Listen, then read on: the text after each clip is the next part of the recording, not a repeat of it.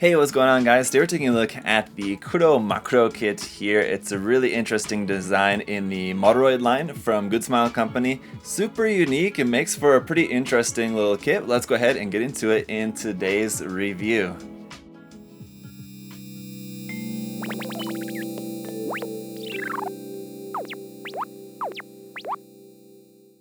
Alright guys, getting right into it, we've got a really cool illustration of the Kuromukuro here on the front of the box art, looking very interesting with that very dark color scheme of the design set against this bright white background. But all the details on the illustration here look fantastic, really cool box art design. The box itself though, not all that big, fairly thin box, but around on the sides there's not too much to see there. Here on the back we've got some more information, basically with a photo of the kit there, doing I guess what you could call an action pose sort of, and then some other detail images here of that, some other features of the kit, detail shots there of that. Let's go ahead and open it up, and we've got a drawer here of parts, instruction manual and all that. We'll take a look at that here, but there's all our parts. We'll take a look at the runners in a moment. The sticker sheet looking pretty interesting. It's not a foil sticker sheet, they're just kind of regular stickers, but this is going to be for all those little gold dots and a couple of other things, but mostly all those little gold dots that you see all around the design there. Everywhere we've got stickers for those, so that'll be quite the chore. But the instruction manual here on the front just has the same box art, and then the back is just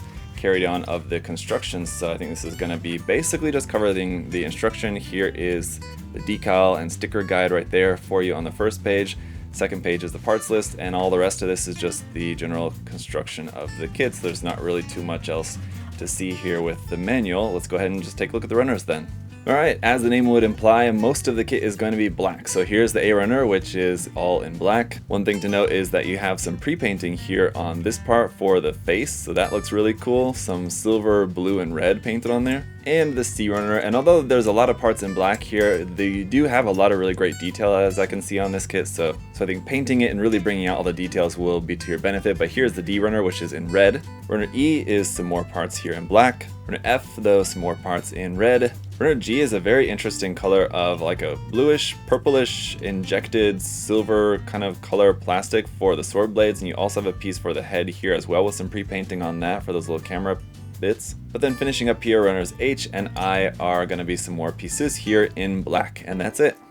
Alright guys, here's the kit all built up. It's a pretty weird and wild design, and I'm pretty tired after putting like 100 stickers on this thing. So all those little gold dots that you see around there, they definitely help the design, help to break up all the black plastic, but man, there's a lot of them to stick on there, and I don't know how well they're going to hold up, but we'll see as we're going through the articulation if any of those start to peel off. I mean, they feel like they're stuck on pretty well, but yeah, there's a lot, so let's get into it. The head design is pretty cool. Around here on the back you have the swords. Those will just come out of there. They're just a single piece, but again, the details on there do look nice. Those will just slot right down into there, and you can kind of adjust the angle of those if you wanted to make like you was kind of reaching up over his shoulder to pull that out of there. You can do that. As for the articulation of the head, it's going to be pretty limited. Up and down articulation is almost non-existent. Basically you can just rotate that, and even rotating it I'm finding to be a little bit difficult. It's very stiff. Here in the stomach section you have a little bit of forward and back bend going on there. Rotation, again a little bit around here on the back. Aside from the sword moving, this part up here also moves up and down. You have the cube here in the back, which you can remove out of there if you want to.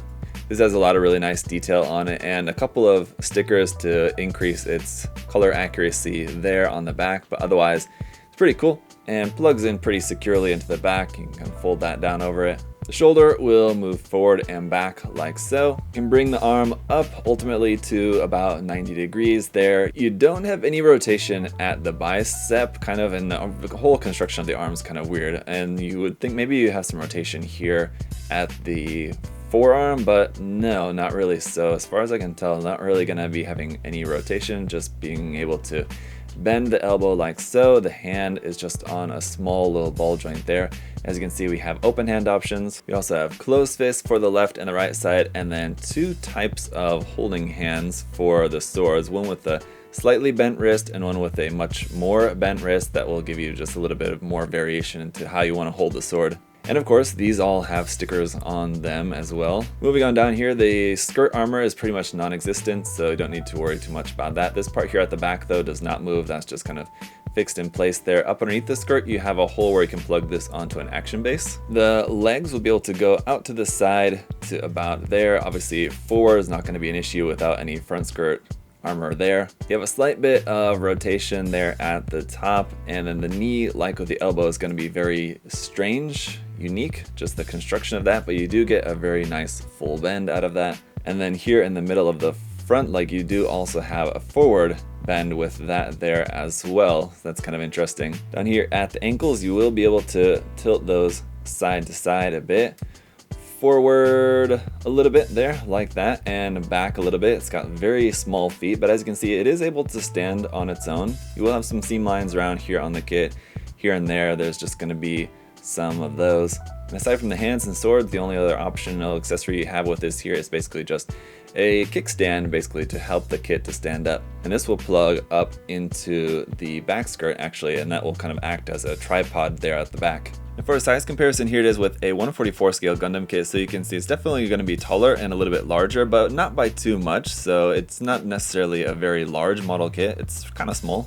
But what this kit may lack in size, and definitely lacks in certain articulation areas, it more than makes up for in just its style, and that's what I think is going to be the main draw of this kit, is simply just the style of the design.